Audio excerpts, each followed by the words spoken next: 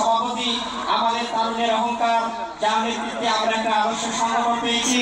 আমাদের সম্মানিত শ্রী সুকুমার বিশু এবং আমাদের বকুল সূত্রধর মহোদয়কে বঙ্গবন্ধু পরিচালনা করবার জন্য বিভিন্ন আন্দোলন করছে।